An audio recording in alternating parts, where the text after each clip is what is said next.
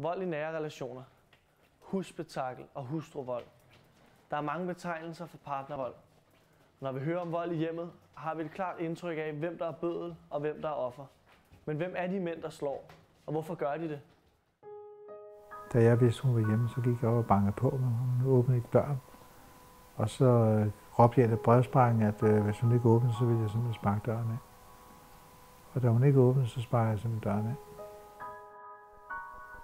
Det er en afmagtssituation, som de ikke er i stand til at navigere i på samme måde, som du og jeg er. Det virker. Det er faktisk et ganske enkelt middel, effektivt middel til at sætte sin vilje igennem og få det, som man vil have det. 26.000 kvinder oplever hvert år at blive udsat for partnervold. 2.000 af dem ryger på skadestuen. Men vold behøver ikke at være fysisk. Vold er også skældud, trusler, ydmygelse og forhør. Flemming Freuder er en af de mænd, der har udøvet vold mod sine nærmeste. Der er i hvert fald 1, 2, 3, 4, 5, der har oplevet, i hvert fald 5 kvinder, der har oplevet vold fra min side. Og det er lige fra trusler til fat i armen, til skub, til slå. Det er hele spektret. Volden har haft store konsekvenser for Flemming og hans familie. Men efter et 3 år langt terapiforløb har han lagt den voldelige adfærd bag sig og fået et bedre forhold til sin søn. Hej. Hej. I Danmark er der 4 behandlingstilbud til mænd, som udøver vold mod deres partnere. Et af dem er Krisecenter Odense. Her arbejder de med parterapi for at få manden til at stoppe med at bruge vold. Langt de fleste kommer med anger.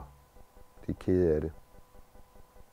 Nogle gange uforstående overfor, hvorfor de gjorde, som de gjorde, og hvad der dog skete inde i hovedet på dem, og at de vil gøre alt for at redde deres kæresteforhold, ægteskab, hvad det nu måtte være.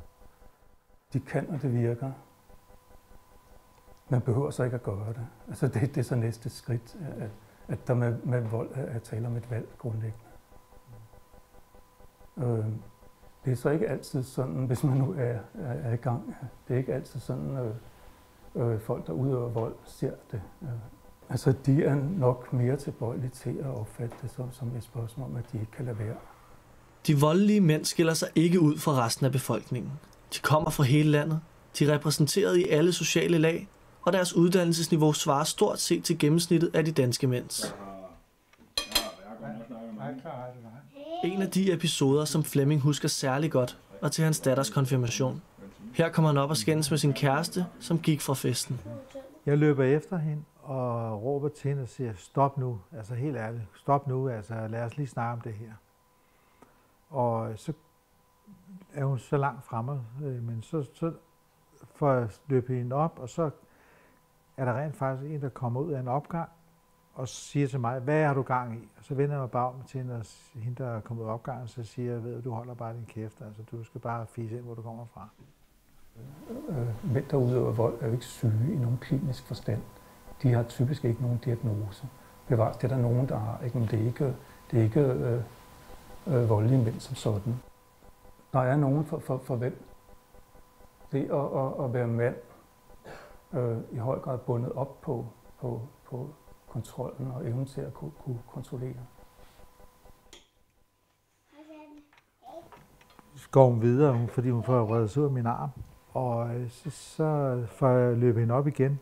Og så tager jeg rigtig fat i hende. Så tager jeg simpelthen i armene, eller på skuldrene. Og så til sidst har jeg hende simpelthen og tager fat omkring halsen på hende og siger, du skal kraftedeme ikke ødelægge min datters konfirmation.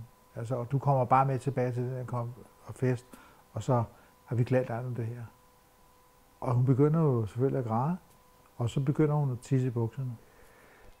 De kommer med et problem, der er opstået i en situation, hvor de ikke kunne mere, hvor de var magtesløse, hvor de følte afmagt, hvor de ikke havde flere argumenter.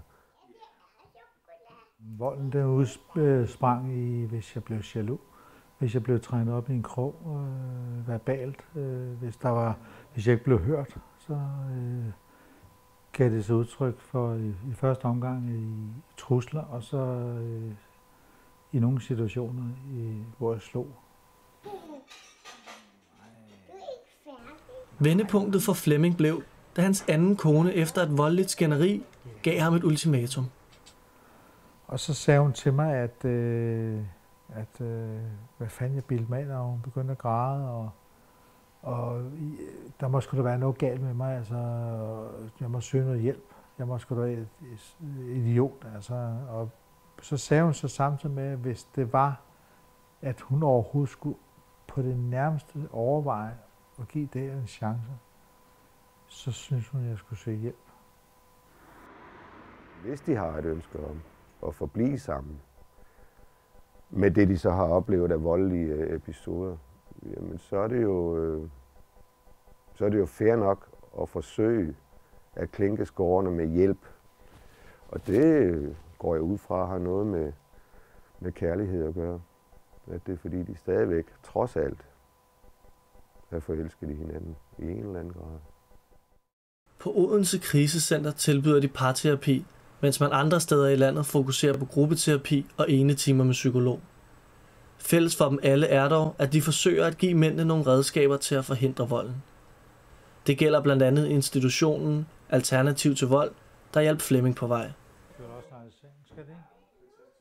Alt det der ligesom, de der værktøjer, ligesom, man kunne se, det begyndte at fungere lidt for os.